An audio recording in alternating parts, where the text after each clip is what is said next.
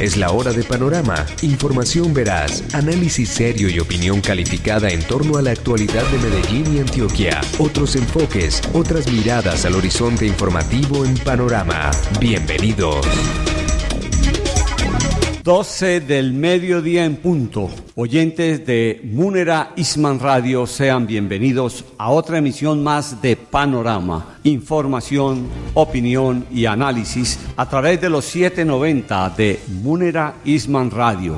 Hoy es sábado 15 de julio del 2017. Johan Ortiz nos asiste en la parte técnica, allí en la multiplicadora de sonido. Pedro Stodelafón en la producción general de Panorama y la dirección de Jorge González Mejía. Ya están listos nuestros compañeros, nuestros analistas, nuestros periodistas, los columnistas y también nuestros invitados para hacer de esta hora que le llevamos a ustedes todos los sábados entre las 12 y la 1 de la tarde, una información amena sobre los hechos que han sucedido y lo que van a suceder en la próxima semana. Sean todos ustedes bienvenidos.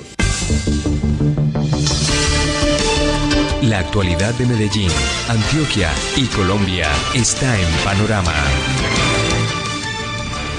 Saludamos a nuestros compañeros de la mesa de trabajo en Panorama. Buenos días, Pedro, para usted, para la audiencia. Pues aquí estamos todos los sábados. Alejandro Londoño, precisamente nuestro politólogo de cabecera, quien es además magíster en gobierno y políticas públicas. Claudia Jaldarriaga, que está en la mesa también, está con nosotros. Y hoy, precisamente, vamos a destacar especialmente un evento de tipo mundial, el Foro Mundial de Productores de Café, que estuvo lleno en su totalidad con participantes del mundo entero e incluso hasta con la visita de Bill Clinton. Mojó prensa en todas partes y precisamente para saber más de lo que es el Foro Mundial del Café, donde se avanzó en el propósito de impulsar el desarrollo sostenible y simétrico de la cadena, la caficultura colombiana, la cual debe centrarse en superar sus propias problemáticas y retos. Y para tal fin tenemos al doctor Álvaro Jaramillo Guzmán, director ejecutivo de Fedecafé, quien está en este momento en la línea para indicarnos cómo le fue, doctor Álvaro Jaramillo. Muy buenas tardes, bienvenido a Panorama. Cuéntenos cuáles son los mismos problemas que van a resolver los productores juntos. Buenas tardes. Pedro, muy buenas tardes a usted, a todos ahí en la mesa de trabajo del programa Panorama y por supuesto a todos los oyentes. Sí, como lo has dicho, los programas que vamos a resolver juntos, los países productores de café, están alrededor de la sostenibilidad económica. En realidad, cuando hemos manifestado que la industria del café está estimada en este momento en $200.000 millones y solamente el 10% llega a los productores de café, que se convierten entonces en los más débiles de la cadena. Ese es un problema. También el de la sostenibilidad ambiental. Escuchamos al profesor Jeffrey Sachs, que todos pues han oído mencionar como tal vez el economista más destacado en este momento en el mundo contemporáneo sobre economía y medio ambiente, y oír una autoridad de estas y volverle a recordar a uno que vamos a afrontar un calentamiento de entre el 2 y el 4% en unos 30 años, lo cual uno lo ve lejos, pero está a la vuelta de la esquina. Eso nos llevaría a reconfigurar todo lo que es ese paisaje cafetero, porque hablar de 2 grados más de temperatura nos hace pensar que tenemos que subir la caficultura nuestra de donde hoy la tenemos en el piso inferior de 1.300, 1.400 metros sobre el nivel del mar, la tendríamos que estar subiendo a un mínimo de 1.600 metros e irnos acercando ya a los 2.000 metros por la parte superior. Entonces, esas serían complicaciones de una Colombia cafetera, de otros países en la parte central del hemisferio. Brasil afrontaría otras circunstancias de humedad, circunstancias de lluvia, ya no sería de heladas, ya tendría que enfrentar un país como Brasil las heladas. También compartimos toda la problemática alrededor de la mano de obra, del costo de la mano de obra y también que esa formalización de la mano de obra se da también en esos otros países. Entonces, lo primero fue que en esa puesta en común encontramos que esos productores de cerca de 45 países aquí reunidos atravesamos por los mismos problemas, entonces debemos buscar soluciones conjuntas y ese fue pues el compromiso, Pedro, que nos propusimos con la misma declaratoria que termina en la creación de una comisión pues mundial de la cadena del café. Doctor Álvaro, precisamente a raíz de lo que usted me está contando, de ese calentamiento que sube en temperatura a los 1600 metros, ¿cuál es el estado actual de la caficultura aquí en Antioquia? Tenemos una caficultura que necesitamos mejorar, que la venimos renovando del orden del 10%, o sea, cada año estamos entrando con una caficultura joven del 10%. Nosotros tenemos 125.000 hectáreas sembradas en café en el departamento de Antioquia, entonces aproximadamente estamos renovando entre unas 12 y 13.000 hectáreas cada año, pero tenemos el reto de renovarla en un 20%. En un 20% nos permitiría que en el término de 5 años siempre una quinta parte de la caficultura la estuviéramos renovando y eso nos permitiría mantenerla en una edad promedio de 5 años. El árbol de café a los 5 años comienza a tener ya una producción decreciente, ya va empezando a perder productividad. Entonces nosotros tenemos hoy la caficultura de nosotros un poco más hacia los 6 años. La debiéramos ubicar toda en los 5 años, pero para ubicarla en esos 5 años, las metas que nos debiéramos trazar deberían ser de un 20% de renovación de la caficultura. Estamos renovando un 10% porque es los recursos que hoy tenemos, es la disposición y diría yo más la disponibilidad de recursos que tienen los caficultores, porque nosotros hemos conseguido recursos económicos, pero los caficultores han puesto lo más importante y lo más valioso, que es su mano de obra para recuperar esos cultivos, Pedro. Doctor Álvaro, ¿y qué conclusiones sacaron aquí en el Foro Mundial de Productores que se realizó en esta semana en Medellín? Pero mire, a mí me parece que la creación de esa comisión internacional es muy valiosa. Quedó integrada por 11 personas, o hasta 11 personas allí, 2 representantes de África, 2 representantes de Asia, 2 de Centroamérica, incluido México, otros 2 de Sudamérica, ahí llevaríamos 8, y los otros 3 va a ser un representante de Estados Unidos, otro de Europa y otro de Asia. Los primeros 8 son todos de productores de café y estos últimos 3 son de la industria torrefactora mundial de café. Entonces, entre los temas se va a contratar un estudio. Uno vería como evidente lo que hemos dicho de la primera cifra que yo le di hoy en el programa, de decirle que está estimada en $200.000 millones y que le está llegando el 10% a los productores. Pero se quiere contratar un estudio independiente a la cadena del café para determinar y concretar esas partes. Lo otro y fundamental es la búsqueda entonces de un mecanismo que le permita trasladar al productor algunos centavos. El profesor Jeffrey Sachs decía que él no veía problemas si se tomaba en una tienda de café un café por 1,80 centavos de dólar, que él dar 1,85, 5 centavos de dólar más, que él no veía problema como consumidor darlos y que él sabía el impacto que tendría esos 5 centavos sobre los productores de café si se garantizaba que llegara a los productores de café. La búsqueda de un mecanismo, primero pues la aceptación de trasladar alguna parte y lo otro, bajo qué mecanismo, dónde se recoge y cómo se garantiza que se traslade a los productores. Entonces, el reto de la investigación fundamental, búsqueda de variedades de café en los distintos países de acuerdo a lo que se va a enfrentar. Colombia tiene el reto de conseguir unas variedades que a pesar del calentamiento se comporten en niveles sobre el nivel del mar por los 1.400 metros. Ese es un reto grande. Ya Brasil buscando pues algunas variedades que le aguanten humedad y viendo cómo va a manejar el beneficio de café. Entonces todo el tema en cada país hay que concentrarlo en los propios problemas, porque si bien son comunes, no son exactamente iguales. Uno habla de que tenemos un problema de mano de obra, pero no es exactamente igual el problema de mano de obra ni el nivel de formalización que se tiene en un país y en otro. Entonces cada uno tiene que tener su especificidad en la solución de los problemas. A eso nos vamos a enfocar, tanto desde lo general y global. Con esa comisión vamos a ver allí también qué papel entra a jugar protagónicamente, y lo digo de manera positiva, la Organización Internacional del Café, que uno se preguntaría también, ese es el qué hacer de la organización. La organización de pronto se ha quedado rezagada con estas necesidades.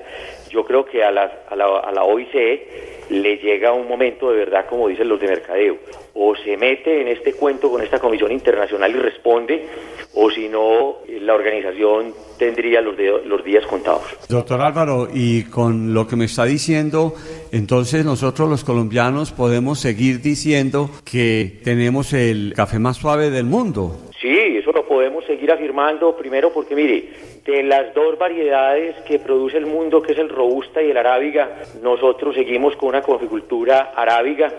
Ya nos han hecho, pues, o algunos productores tienen el coqueteo de sembrar robusta, eso no está malo. El robusta es otra variedad, lo que pasa es que en taza es mucho más suave el café arábigo. Nosotros seguimos con una caficultura totalmente arábiga, cogida a mano, seleccionada fruto a fruto por mujeres y hombres colombianos que escogen el grano de acuerdo a la madurez. Esa es la gran garantía. Brasil nos aventaja y nos lleva a distancia en todo el tema de mecanización, pero son unas máquinas que pasan y se llevan el café, las ramas, las hojas. Eso obviamente después la tecnología lo separa, pero yo lo explico mucho y le digo, mire, eso es como uno tomarse un jugo de mango donde usted tiene 5 mangos maduros, 5 pintones y 5 biches. Tómese ese jugo, pero tómese un jugo en el que usted no me tenga sino mangos maduros. Eso es lo que cogemos nosotros en café colombiano, el maduro solamente, y procesamos el maduro nomás. Esa es la suavidad del café colombiano. Ese lo seguimos garantizando, Pedro. O sea que ustedes en el foro, como dice la prensa, botaron el taco y quedaron livianitos. Y para eso, ¿qué reformas van a hacer, si es necesario hacerlas, en sus estatutos o en el común devenir de todo lo que tiene que ver con el café? Sí, Pedro, la verdad es que votamos todos los productores el taco porque en realidad cuando uno tiene un problema necesita exteriorizarlo, contarlo. Fundamental ustedes los medios, y total gratitud a todos ustedes los medios, porque ahí lo importante no era votar el taco, ahí lo importante era que el mundo visibilizara ese taco que votaban los productores de café, y eso solamente fue posible y es posible como en este momento en el programa Panorama, porque ustedes hagan conocer esa situación que viven los productores de café del mundo y de Colombia. A nivel de federación hubo una reforma de los estatutos en el Congreso Cafetero que fue el día lunes, pero esa es una circunstancia más nuestra gremial, de operar, de forma de operar gremialmente en términos democráticos, que actualizamos los estatutos a lo que fue también el año pasado la nueva firma para la administración del Fondo Nacional del Café. Pero no, ya en lo que nos tenemos que concentrar de manera general es en todas las problemáticas alrededor del café. Le volvería a reiterar entonces que el tema para nosotros de la investigación va a ser totalmente trascendental, y la transferencia de esa tecnología a través del servicio de extensión. Doctor Álvaro, entonces, ¿cuándo el mundo puede saber en qué sitio es el próximo foro internacional y en qué fecha? Pedro, en este foro, en los pasillos, las delegaciones de México, de Costa Rica y de Brasil estuvieron gestionando entre todos los amigos productores, proponiendo sus países. De manera pública, al rematar el foro, uno de los delegados de Brasil lo dijo a viva voz, la invitación para Brasil, fue aplaudido, pero entonces le cuento que esa comisión que fue nombrada de 11 quedó de determinar qué país y ciudad del mundo cafetero se realice, que sería para el año 2019. Yo esperaría pues que seguramente antes de terminar este año, empezando el 2018, porque sería en el 2019 para podernos preparar, defina esa comisión entonces de acuerdo a las ofertas de los distintos países productores de café y podamos saber. Doctor Álvaro, muchísimas gracias por estar en los micrófonos de Panorama. Esperamos que nos siga contando a través del tiempo todo el progreso que tiene la federación nuestra para bien de todos los colombianos. Muchas gracias por estar con nosotros y tengan muy buen fin de semana. Con todo gusto, que estén bien a todos. Estas fueron las palabras del doctor Álvaro Jaramillo Guzmán, presidente ejecutivo de la Federación de Cafeteros. Al aire, Panorama. Cuando piensas en Contraloría, piensas en cuidado, en control, en protección. Contraloría General de Antioquia. 85 años protegiendo los recursos de los antioqueños. La Contraloría te escucha. Presenta tus denuncias, quejas y reclamos llamando al teléfono 383-8748 o ingresa al portal www.cga.gov.co. Contraloría General de Antioquia. 85 años de una gran historia de control fiscal. Deja el carro en casa. Estas vacaciones son para relajarse y compartir. Descansa del volante. Escoge el plan que Terminales Medellín te lleva. Seguinos en Facebook, Terminales Medellín, y Twitter, @terminalesmed. Vigilado Supertransporte, Alcaldía de Medellín. En la Contraloría General de Medellín, cuidamos los recursos públicos del municipio con el fin de contribuir al desarrollo integral de nuestra ciudad. Para que ese control sea más efectivo, Medellín necesita de tu participación. Toma el control. Escríbenos a participa@cgm.gov.co. Contraloría General de Medellín. Participación. Medellín crece. Sonrisas que saludan, sonrisas que despiden, sonrisas impacientes, sonrisas que te esperan, sonrisas fugaces, sonrisas que se quedan, sonrisas que te acercan, sonrisas que te llevas. En Gana hay muchas sonrisas para dar, Gana cerca de ti. Bienvenidos a su concurso, El Berraco de los Berracos. Hoy nuestro participante deberá domar a este gorila a punta de cosquillas. ¡Que comience el reto!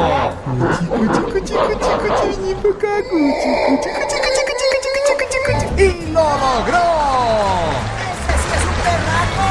Lástima que después las cosquillas le tocaron a él. Por arreglar una conexión sin saber, se electrocutó y hasta ahí llegó. Es que de tocar un cable de luz, nadie se salva. Mantente alejado. Grupo EPM. Por ti estamos ahí. Vigilado Superservicios. La Feria Aeronáutica se queda en casa. Vívela en grande del 13 al 16 de julio en el aeropuerto José María Córdoba de Río Negro. Prográmate y disfruta espectaculares shows aéreos y exposición de aeronaves en la FR Colombia 2017. Más información en www.antioquia.gov.co. Apoyan Fábrica de Licores de Antioquia, Lotería de Medellín, Teleantioquia, IDEA y Gobernación de Antioquia. Antioquia piensa en grande. Información veraz, análisis serio, opinión calificada en Panorama. Y a esta hora llega la opinión a Panorama del abogado y ex magistrado José Gregorio Hernández Galindo. Presento un cordial saludo a la audiencia de Múnera Radio y de Panorama. Como lo venimos afirmando desde hace tiempo ante el derecho internacional humanitario y ante la Constitución colombiana, el reclutamiento de menores por parte de organizaciones armadas se constituye en un crimen de la mayor gravedad, pues no solamente implica la privación de la libertad de personas especialmente protegidas por el sistema jurídico, sino el daño a las familias, el permanente peligro para la vida, la salud y la integridad de los reclutados, que son usados normalmente como carne de cañón, y el adiestramiento de ellos en el crimen y la violencia. Desde los inicios del proceso de paz con las FARC, dijimos que además de la liberación de todos los secuestrados, el gobierno debía haber exigido a la organización guerrillera, como condición indispensable para continuar los diálogos, la entrega de los menores que permanecieran en sus filas por haber sido reclutados en violación del derecho internacional humanitario. El gobierno y los negociadores hicieron caso omiso de las advertencias y persistieron en el proceso, sin que esos elementos fueran siquiera considerados. Después han venido engañando a los colombianos, en especial a las familias. Primero dijeron que liberarían a los menores de 15 años, luego a los menores de 17, cuando la edad para que una persona sea considerada menor no es esa, sino la de 18 años. Anuncios y más anuncios y nada en realidad. Más tarde entregaron a unos cuantos, 13 o 14, una cifra en todo caso insignificante que pareció una burla frente al verdadero número de menores reclutados. El comisionado de paz respaldaba siempre los anuncios y en marzo de este año el Comité Internacional de la Cruz Roja sostuvo que se iniciaba la primera operación humanitaria para recibir a los menores de edad que saldrían de las zonas veredales donde están las FARC. Y ahora dicen las FARC que no entregarán a más menores, lo cual significa que no solo incumplen los acuerdos de paz, sino que persisten en la violación de las normas tanto nacionales como internacionales. Y nos preguntamos, ¿puede haber personal reclutado menor o mayor por una organización guerrillera desmovilizada? ¿No nos habían dicho que las FARC se acabaron? Hasta pronto. La actualidad de Medellín, Antioquia y Colombia está en Panorama. 12:23 del día, y como lo hemos venido haciendo, tenemos al politólogo y maestro en Gobierno y Políticas Públicas de la Universidad AFIT, Alejandro Londoño Hurtado, quien hace parte de nuestra mesa de trabajo aquí en Panorama. Saludamos muy especialmente a Alejandro y le preguntamos sobre cómo va lo de el doctor Villegas. Nos cuente también sobre el cultivo de coca en Antioquia. Entiendo que las cifras no son nada buenas de lo que usted nos va a contar. Pues en efecto, muy buenos días para todos, para Pedro, para Claudia, para los oyentes. Muy contento de estar aquí de nuevo el día de hoy. El tema de los cultivos ilícitos es un tema muy delicado. Aquí ya se había hablado en marzo, ya tuve la oportunidad de decirlo, con un informe que presentó el gobierno de los Estados Unidos sobre el tema de cultivos ilícitos, donde se decía que había en Colombia 188.000 hectáreas en el año 2016, pues un incremento el mayor que se ha presentado en la historia de este país según la Casa Blanca. Pues aquí también decíamos que había que esperar al informe de las Naciones Unidas que iba a salir precisamente en julio de este año. Esta semana que pasó, la Oficina de las Naciones Unidas contra la Droga y el Delito presentó el informe del Sistema Integrado de Monitoreo de Cultivos Ilícitos, SIMCI, sobre cuántas hectáreas hay de cultivos de coca en Colombia y en los departamentos del país. Pues bien, el SIMCI reveló primero un incremento del 52% entre los años 2015 y 2016, pasando de 96.000 hectáreas en 2015 a 146.000 en 2016. Este informe es año vencido. Ellos analizan el año que ya pasó y, digamos, el informe del 2017 saldrá en julio del 2018. Sobre esto que hay que decir, este es el número más alto de hectáreas cultivadas de toda la serie de tiempo que toma este estudio, el cual inicia en el año 2001, es decir, pues que es el número más alto en los últimos 16 años. Colombia no ha tenido tantos cultivos ilícitos desde hace 16 años como los tiene hoy. La mitad del incremento se concentra en dos departamentos, Norte de Santander y Nariño. Estos dos, junto con Putumayo, son los departamentos más afectados por este fenómeno. Allí se concentra el 63% de toda la coca del país. Alejandro, ¿y a qué se debe eso? ¿A qué se debe ese incremento tan tremendo y ese atraso en 16 años que usted dice? Pues esto es un tema multicausal. No tiene una sola causa, no es una causa, digamos, tan sencilla como la muestran algunos analistas y políticos. Digamos que el informe de las Naciones Unidas revela algunas pistas sobre el porqué. Lo primero, hay una percepción en las comunidades, en estas zonas donde se ha cultivado históricamente la coca, de que esta actividad ilícita es más fácil de realizar debido a, primero, tema de la suspensión de la aspersión aérea, y segundo, pues por la posibilidad de bloquear la erradicación con bloqueos a la fuerza pública. Segundo, hay un aumento, y esto ya lo decíamos en marzo, de las expectativas de los campesinos sobre los beneficios que pueden recibir en el marco de los acuerdos con las FARC, específicamente en el punto 4 de estos acuerdos, que es el de drogas ilícitas. Entonces lo que se está generando es que campesinos que cultivan legalmente se pasan a cultivos de coca para recibir los beneficios. Tercero, hay una reducción de esfuerzos en desarrollo alternativo debido a la transición que se está presentando en la estrategia del gobierno nacional.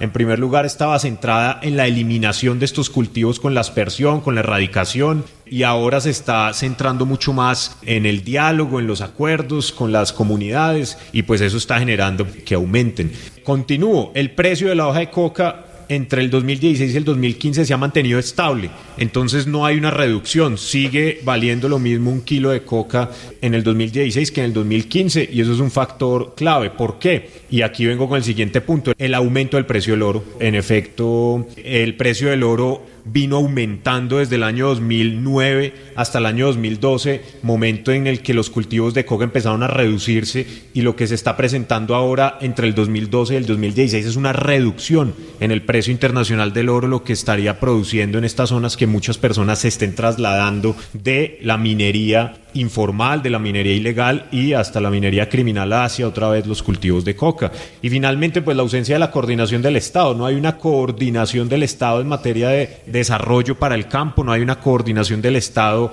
entre las acciones de la fuerza pública y las acciones de desarrollo para estos campesinos que quieren salir de los cultivos ilícitos, y pues eso también está produciendo el incremento. ¿Qué más nos puede contar Alejandro sobre el caso de Gustavo Villegas? Pero venga, déjeme lo a contar lo último sobre los cultivos rápidamente. En Antioquia tenemos una realidad un poco compleja.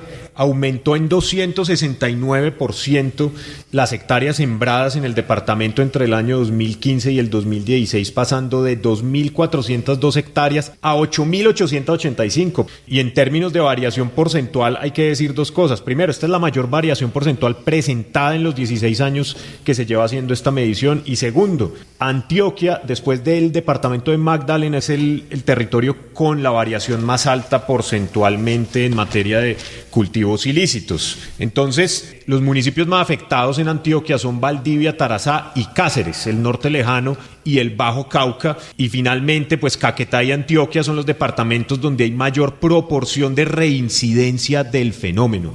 Entonces, esto es algo muy delicado para el departamento de Antioquia. Hay un incremento muy importante y pues se tiene que tomar en serio este tema, tanto desde el gobierno nacional como desde el gobierno departamental. Pero bueno, en este último, digamos que se evidencia que están ocupados recogiendo firmas.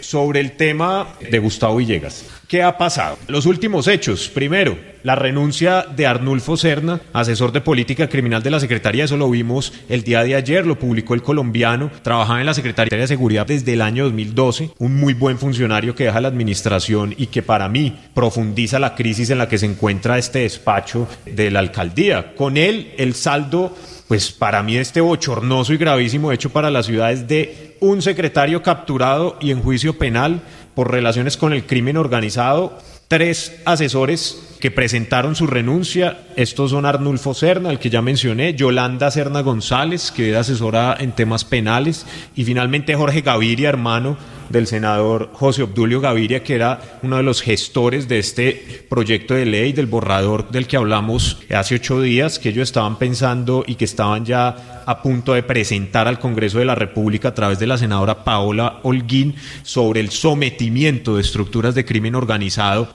para recibir beneficios que les redujeran sus penas. Las declaraciones dadas últimamente en los medios, Pedro, y esto me parece importante hablarlo, revelan que pues la estrategia de defensa de la alcaldía alrededor de este tema.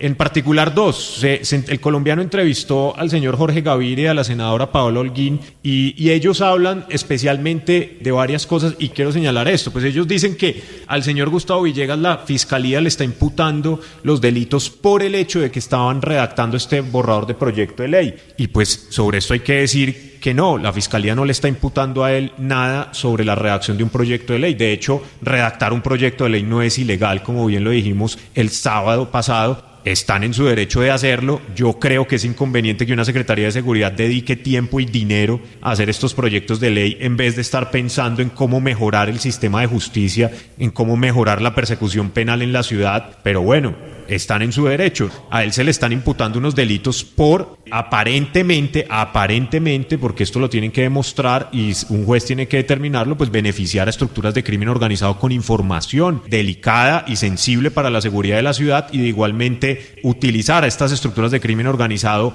para generar resultados en materia de indicadores de homicidios y hurtos. Asimismo, la no denuncia frente a hechos que afectaban a su empresa distribuidora de alimentos, donde se le estaban cobrando extorsiones y él estaba usando sus contactos con el crimen organizado para que no le cobraran estas vacunas. Entonces, ya para concluir este tema, es muy raro todo lo que está pasando, Pedro, muy raro. Yo sí creo que no está claro. Ellos dicen que la fiscalía y la policía sabían de lo que se estaba haciendo con este tema del sometimiento. Yo no he visto hasta el momento ninguna declaración de la fiscalía y de la policía que digan que ellos en efecto sabían. Hoy estuve leyendo un informe del portal web La Silla Vacía, y en este informe ellos llamaron a la oficina del Alto Comisionado para la Paz y al Ministerio de Justicia, y estas dos entidades del gobierno nacional dicen que no tenían la menor idea de lo que estaba haciendo la alcaldía de Medellín en relación con este proyecto de ley de sometimiento. Y en efecto, entonces lo que hay que preguntarse es ¿qué está pasando en Medellín? Por Dios, esto deja muchas dudas. Entonces, aquí, y ya concluyo, pues aquí cualquiera que sea el escenario, hay múltiples escenarios. Aquí no se puede uno casar con una teoría pues sobre lo que sucede. La fiscalía tiene que demostrarlo en el escenario jurídico. Hay otro escenario que es el político, y ese escenario también hay que analizarlo. Y en este sentido, sea una trampa del crimen organizado por los resultados de esta administración, como lo dice el alcalde Federico Gutiérrez, sea una persecución política orquestada por el gobierno nacional, como otros dicen, sea una división de las instituciones de seguridad y justicia, como dice el señor Jorge Gaviria, y por eso entonces él plantea una desconexión de la fiscalía, o sea que son cargos reales y que eso en efecto sucedió y que la fiscalía está mostrando unos resultados contundentes contra una persona miembro de la alcaldía. Pues cualquiera de estas versiones se tendrá que demostrar y se tendrá que presentar las pruebas. Entonces, sea cual fuere esta, pues yo sí quiero decir una cosa. La estrategia del alcalde frente a todo este tema, porque el alcalde parece reconocer que sí sabía sobre la redacción de este proyecto de ley, parece reconocerlo, pues es el resultado absolutamente desastroso para la ciudad. Su historia, su lucha y, claro, para su administración. Así algunos de sus aliados busquen minimizar el problema. Es gravísimo lo que pasó y lo que está pasando. Y lo que el alcalde sostuvo mientras fue candidato, y este es el segundo punto que quiero tomar, y ya sí aquí concluyo en serio, pues es que vea, yo estuve revisando las declaraciones de él entre los años 2011 y 2017 hasta la semana pasada. En ninguna declaración que él dio como candidato o como alcalde, él habló de sometimientos. Nunca lo dijo. Nunca él dijo que ese era su enfoque. Nunca él dijo que esa era su manera de gestionar la seguridad de una ciudad. Nunca él lo reconoció. Entonces ahora él viene a decir que es que hay que dar un debate sobre el sometimiento, que es el enfoque que ellos quieren plantear, y yo digo, pues nos engañaron a los que votamos por él. Eso yo lo siento como un engaño, y se los debo decir con toda sinceridad. Él nunca dijo que eso era lo que él iba a hacer. Él dijo que él iba a fortalecer la seguridad, que iba a fortalecer a la policía, que iba a fortalecer a la fiscalía, que iba a perseguir las estructuras de crimen organizado que las iba a desarticular. Y ahora, hace una semana, él está diciendo, no, es que también es el tema de sometimiento, también estamos negociando con las estructuras de crimen organizado. Pues yo considero que hay una incoherencia entre lo que él dice, lo que él dijo la semana pasada y lo que dijo antes de la semana pasada. Y bueno, ahí concluyo. No, Alejandro, o sea, no concluyes. Tú, como politólogo y visionario de todos estos problemas de la ciudad, ¿qué crees que viene después de esto que estamos viviendo aquí con el crimen organizado? Pues es que es un tema muy delicado. Yo les digo que a mí esto me preocupa mucho, y no alcancé a leer un artículo del Espectador que salió hoy sobre los alcances de la oficina de Envigado en cómo se gestiona la seguridad en la ciudad. Pues vea, aparentemente esto no es nuevo, aparentemente pues no es que el alcalde Federico Gutiérrez es el primero que lo hace, aparentemente esto ya venía pasando desde décadas atrás, y pues es un tema tenebroso, muy delicado. Yo no dudo de las buenas intenciones del alcalde, yo no dudo de las buenas intenciones de su administración, pero el mensaje es absolutamente confuso para la ciudadanía. Es decir, ¿qué es lo que ellos quieren y cuál es la influencia del crimen organizado en las decisiones que se toman en materia de seguridad y justicia? Es decir, nos vamos entonces a entregar a ellos, vamos a entregarle la seguridad y la justicia a ellos con este tema del sometimiento, porque es que hoy no hay una política criminal de Estado, hoy no existe. Entonces va a pasar posiblemente lo mismo que sucedió en la época del cartel de Medellín. No sé si ustedes se acuerdan de la ley de sometimiento del presidente César Gaviria del año 90, donde se entregaron las personas del cartel de Medellín, se hizo la catedral, pasó todo lo que pasó y los jueces se sentían maniatados porque básicamente más que un sometimiento a la justicia por la debilidad del Estado, fue la justicia la que se sometió al crimen organizado y fue el Estado el que se entregó al crimen organizado. Yo pienso que se debe tomar esto con seriedad y que no es pues momento de decir, no, es que este es nuestro enfoque cuando nunca se habló de eso. Considero que hay serias contradicciones y creo que el tema del crimen organizado en la ciudad aparentemente es más fuerte de lo que se pensaba y estos hechos lo revelan así o nos muestran eso. 12:40 minutos de la tarde. Al aire, Panorama.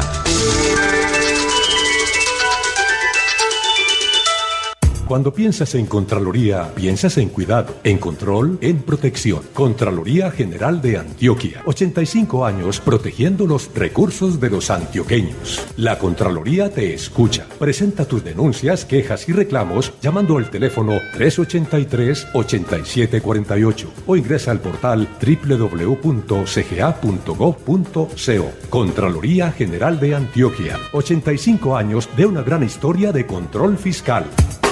No te quedes mirando pa'l techo. Salí de tu casa. Los paisajes de Colombia te esperan. Escoge tu destino, que Terminales Medellín te lleva. Seguinos en Facebook, Terminales Medellín y Twitter, @TerminalesMed. Vigilado Supertransporte, Alcaldía de Medellín. En la Contraloría General de Medellín, cuidamos los recursos públicos del municipio con el fin de contribuir al desarrollo integral de nuestra ciudad. Para que ese control sea más efectivo, Medellín necesita de tu participación. Toma el control. Escríbenos a participa@cgm.gov.co. Contraloría General de Medellín, tu participación, Medellín crece. Sonrisas que saludan, sonrisas que despiden, sonrisas impacientes, sonrisas que te esperan, sonrisas fugaces, sonrisas que se quedan, sonrisas que te acercan, sonrisas que te llevas. En Gana hay muchas sonrisas para dar, Gana cerca de ti. Bienvenidos a su concurso El Berraco de los Berracos. Hoy nuestro participante saltará de este edificio usando una sábana como paracaídas. ¡Que comience el reto! ¡Y lo logró! Lástima que al otro día extendió esa sábana en un cable de luz y hasta ahí llegó. Es que de tocar un cable de luz nadie se salva. Mantente alejado. Grupo EPM. Por ti estamos ahí. Vigilado Superservicios. La Feria Aeronáutica se queda en casa. Vívela en grande del 13 al 16 de julio en el aeropuerto José María Córdoba de Río Negro. Prográmate y disfruta espectaculares shows aéreos y exposición de aeronaves en la FR Colombia 2017. Más información en www.antioquia.gov.co. Apoyan Fábrica de Licores de Antioquia, Lotería de Medellín, Teleantioquia, IDEA y Gobernación de Antioquia. Antioquia piensa en grande. Panorama Nacional, porque somos país. 12:43 minutos, Claudia y Alejandro. Hay algo de una sentencia que en estos días, muy curiosa, no la entiendo. Pedro, es una tutela. Una tutela muy curiosa. Y para esto hemos contactado al doctor Sergio Estrada, quien es el director del Centro de Estudios Constitucionales. El doctor Estrada, muy amablemente, siempre nos ha atendido y hace parte de esta casa. Doctor Estrada, muy buenas tardes, bienvenido nuevamente a Panorama. Pedro, muy buena tarde, Claudia y Alejandro y de todos los oyentes, muy agradecido nuevamente por la invitación. Doctor, la inquietud es sobre una tutela que supimos que interpuso un perro. Esta semana queríamos conocer su opinión y que nos diera una orientación sobre este. Bueno, muy bien, allí es fundamental aclarar que la tutela la interpuso el líder de una organización ambiental ambiental, de un reconocimiento regional, buscando la protección de la integridad del perro. Y por supuesto, para soportar el escrito, le colocó la huella del perro al texto, pero obviamente lo que se busca es la protección de la vida. O sea, no es el perro en sí mismo como persona, pero lo que abre la discusión, que es un tema muy interesante, es los animales como sujetos de protección constitucional, que de ello vamos a hablar. Doctor Estrada, bueno, y entonces al colocarle es figurativamente la huella del perro allí en el documento. ¿Hace al perro tutelante entonces? Perfecto, eso nos lleva a una discusión muy importante y es la transformación que está sufriendo el derecho en la medida que se tiene que ir ajustando a las realidades sociales, a las realidades naturales, a las realidades económicas, y precisamente es claro que la Constitución nuestra tiene una línea ecológica donde la vida ya no está atada a las personas, ya no se debe proteger solamente la vida de la persona, sino que se debe procurar por la protección de toda expresión de vida, de tal forma que el derecho se tiene que ampliar en su ámbito para poder incorporar en su protección a los seres vivientes. Entonces es un tema bien importante en la medida que son los seres vivientes, es esa constitución ecocéntrica, ya no es antropocéntrica, sino que es la relación del hombre con la naturaleza, la relación del hombre con el medio ambiente, la relación del hombre con todas las expresiones vivientes que exigen que la persona y que los hombres respetemos la vida y promovamos la misma. O sea que el hombre como hombre, que es el ser pensante, se hace apoderado de ese perro, de ese gato, de ese zancudo, de esa cucaracha. Muy bien, Pedro, interesante la pregunta. No es que el hombre se apodere, es el hombre asume la responsabilidad de protección de la vida, independientemente de su titular. Esa es básicamente la propuesta, y diremos que la Corte Constitucional ha sido muy clara en las últimas jurisprudencias. Incluso es necesario citar la jurisprudencia de la Corte donde protege el río Atrato, en la T622 del 2016, precisamente en atención a que el río Atrato es una fuente de vida de la cual dependen muchas comunidades étnicas e indígenas. Entonces ya es la naturaleza el objeto de protección. Y en esa misma línea los tratados internacionales buscan que la responsabilidad de los estados esté encaminada a la protección de la vida, entendiendo la vida como la naturaleza. ¿Y por qué razón? Porque de la naturaleza depende la subsistencia del hombre. Eso, muy claro lo que usted nos está diciendo, doctor Sergio, pero yo me imagino que en un momento dado se refiere la tutela. Los titulares de prensa son dañinos muchas veces, y el titular de prensa nos equivocamos o acertamos. Y el titular de prensa, de acuerdo a lo que usted nos está diciendo, fue macabro, pues, porque uno no podía entender que un perro, como perro, que no es un ser pensante pues entre comillas, porque seguramente el perro por su instinto, no sé, ya sabrán los expertos en el tema, podría tutelar o hablar o qué. Doctor, para complementar lo que le dice Pedro, yo creo que sí necesitamos es una responsabilidad de los medios de comunicación, porque yo escuchándolo a usted veo que lo que en realidad que debíamos informar es que quien está tutelando, o lo que se está tutelando, es el derecho, usted nos lo dice, el derecho a la vida, y me queda absolutamente claro, el derecho a la vida representado en el río Atrato y el derecho a la vida que tiene un animal, un ser viviente, es ese respeto a ese don máximo. Yo creo que nosotros somos los que necesitamos la preparación y la educación en este aspecto. Mire, Claudia, me parece supremamente interesante tanto la conclusión a la cual usted llega, porque es muy clara, como también la observación del Pedro. ¿En qué sentido? El peligro que genera un medio de comunicación con un titular, porque sesga la información, y no solamente la sesga, sino que desinforma al lector o al destinatario de la información. Lo que se debería promover a través de esa noticia en particular es la responsabilidad del hombre en la protección de la vida. Y porque el titular lo que conduce es a que sea ridicularizada la protección de la vida porque se trata de un perro que instauró una tutela. Cuando finalmente hay que trascender, porque la vida es algo, en la medida que estamos advirtiendo los cambios climáticos y la responsabilidad del hombre con el cuidado de la naturaleza y del medio ambiente debe ser mayor. Por supuesto, también el hombre tiene que ser responsable en la protección de toda expresión de la vida. Y el doctor, le agradecemos enormemente su participación y esperamos vernos este fin de semana en las fiestas del Carmen, allá en el Carmen de Viboral. Recuerden, es el Festival de Teatro del Carmen de Viboral Internacional, la tercera sala concertada con el Ministerio de Cultura más importante del país, con invitados internacionales fabulosos. Estamos realmente de plácemes con ese hermoso festival. Allí estaremos, doctor Estrada. Muchas gracias y seguiremos abusando de su confianza y su bondad para con nosotros en este medio. Estos micrófonos son suyos también. Gracias, con un enorme cariño, un abrazo para todos y para los oyentes, muchas gracias. Muchas gracias. Información veraz, análisis serio, opinión calificada en Panorama.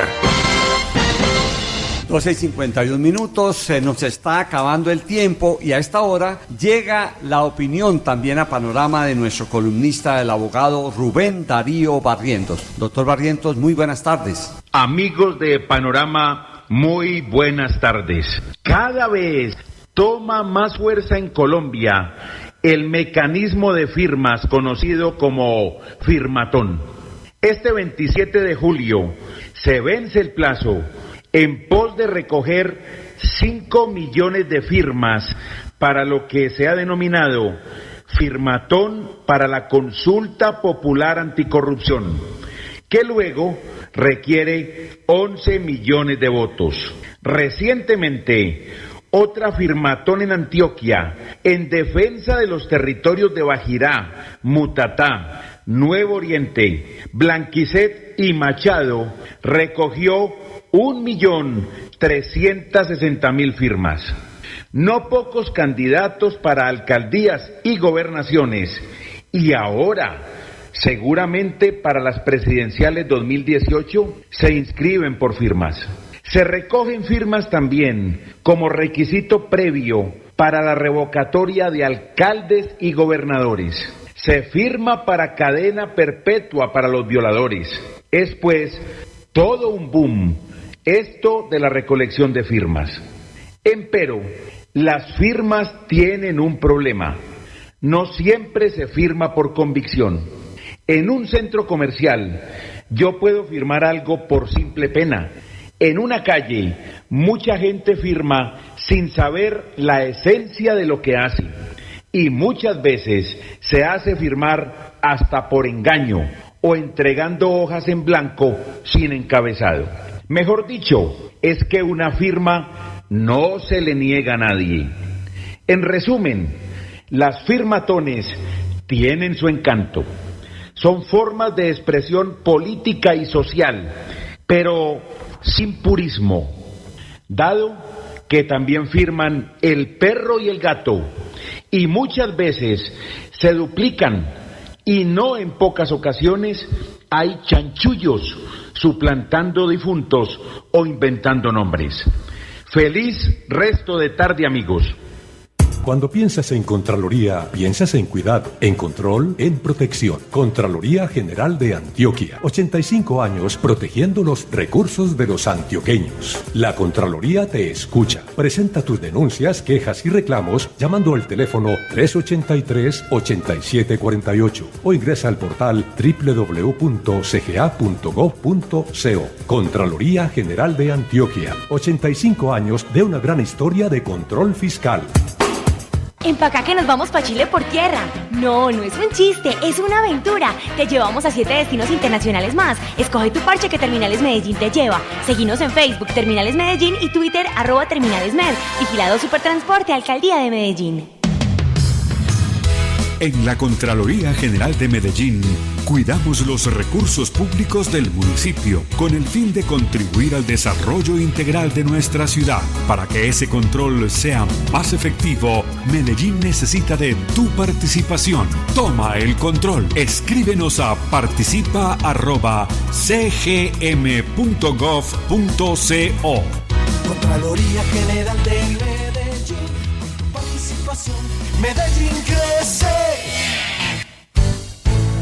Sonrisas que saludan, sonrisas que despiden, sonrisas impacientes, sonrisas que te esperan, sonrisas fugaces, sonrisas que se quedan, sonrisas que te acercan, sonrisas que te llevas. Quien gana, hay muchas sonrisas para dar, gana cerca de ti. Bienvenidos a su concurso, El Berraco de los Berracos. Hoy estamos desde el nuevo restaurante El Corrientazo, donde el dueño deberá voltear esos chicharrones con sus propias manos. ¡Que comience el reto! ¡Ay! ¡Y lo logró! ¡Ese sí es un berraco! Lástima el chicharrón en el que se metió después. Por montar el negocio cerquita a una red eléctrica, tocó los cables y hasta ahí llegó. Es que de tocar un cable de luz, nadie se salva. Tente alejado. Grupo EPM. Por ti estamos ahí. Vigilados Superservicios. La Feria Aeronáutica se queda en casa. Vívela en grande del 13 al 16 de julio en el aeropuerto José María Córdoba de Río Negro. Prográmate y disfruta espectaculares shows aéreos y exposición de aeronaves en la FR Colombia 2017. Más información en www.antioquia.gov.co. Apoyan Fábrica de Licores de Antioquia, Lotería de Medellín, Teleantioquia, IDEA y Gobernación de Antioquia. Antioquia piensa en grande. Empaca que nos vamos pa' Chile por tierra. No, no es un chiste, es una aventura. Te llevamos a 7 destinos internacionales más. Escoge tu parche que Terminales Medellín te lleva. Seguinos en Facebook, Terminales Medellín, y Twitter, @terminalesmed. Vigilado Supertransporte, Alcaldía de Medellín.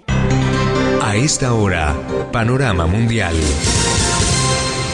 Llega la opinión a Panorama de nuestro columnista y corresponsal en Caracas, Venezuela, Byron Jaramillo. Buenas tardes, Byron. ¿Qué tal, compañeros? Un saludo cordial para todos los integrantes de Panorama y para todos los oyentes que a esta hora están en sintonía de los 790 de Munera Eastman Radio. Empiezo informándoles que el pasado martes 5 de julio se conmemoraron 206 años de la firma del Acta de la Independencia de Venezuela y Día Nacional de la Fuerza Armada Bolivariana. Este día se celebró con un gran desfile cívico-militar y contó con la participación de más de 10.600 integrantes y, por supuesto, con todo el alto mando militar y el Ejecutivo Nacional, encabezados por el presidente de la República Bolivariana de Venezuela, el señor Nicolás Maduro, y todo su gabinete ministerial. Pero esta celebración se vio algo opacada, ya que mientras esta misma se realizaba en el Paseo Los Próceres, que es un lugar emblemático de la Fuerza Armada Nacional, en el centro de la ciudad de Caracas,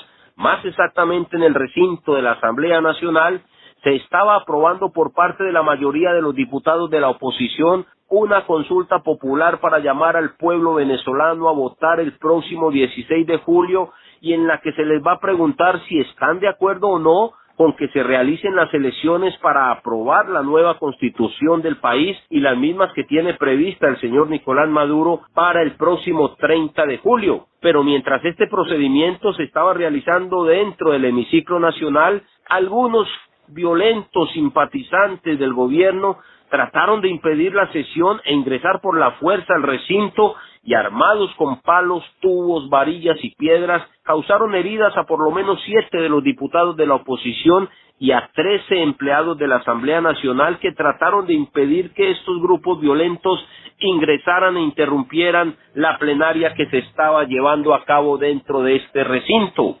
Entre tanto, el presidente Nicolás Maduro se pronunció sobre este hecho, indicando que rechazaba todo acto vandálico y violento. Además, dio órdenes precisas para que se investigara lo ocurrido y que se castigara a los culpables, vengan de donde vengan, dijo Maduro. Por su parte, las reacciones desde el exterior sobre este acto violento sobre la Asamblea Nacional de Venezuela no se hicieron esperar y ya varios mandatarios de la región se pronunciaron en contra, incluido el presidente de Colombia, el doctor Juan Manuel Santos, quien hizo un llamado al diálogo entre la oposición venezolana y el gobierno nacional. Por supuesto, esta opinión no cayó muy bien dentro de las huestes del madurismo, ya que en boca del mismo presidente Nicolás Maduro le respondió a Santos diciéndole que no interviniera en asuntos que son netamente de Venezuela. De otra parte, sigue la novela entre la fiscal general de la Nación, la doctora Luisa Ortega Díaz, y los miembros del Tribunal Supremo de Justicia, quienes, recordemos, la habían citado para esta semana para accionar sobre ella un antejuicio de mérito en su contra. Pues bien, la fiscal general no asistió a esta citación y dejó a los magistrados esperando, ya que para ella estos magistrados son ilegítimos. Además, acotó la fiscal que ella seguirá defendiendo la democracia y la actual Constitución de Venezuela, aunque le cueste la vida, afirmó la fiscal general Luisa Ortega Díaz. Con este título de esta vieja y buena canción que nos recordó la fiscal, me despido de ustedes. Soy Byron Jaramillo y les deseo un resto de tarde muy feliz. Chao y que Dios les bendiga. Yo me sueño haciendo castillos en la arena. ¿Y tú, a dónde quieres ir en estas vacaciones? Escoge tu sueño que Terminales Medellín te lleva. Seguinos en Facebook, Terminales Medellín, y Twitter, @TerminalesMed. Vigilado Supertransporte, Alcaldía de Medellín. Bueno, muchachos, llegó la hora de despedirnos. Muchas gracias a ustedes, a los compañeros de la mesa de trabajo, a Byron, a Johan Ortiz, que está aquí en nuestra consola multiplicadora de sonido, y a ustedes, amables oyentes, por estar con nosotros todos los sábados de 12 a 1 de la tarde en Panorama, en Munera Eastman Radio, en los 790 de la AM. Buen fin de semana, disfrutemos de las fiestas que hay y que comienzan hoy en Santa Elena y terminan con la Feria de las Flores.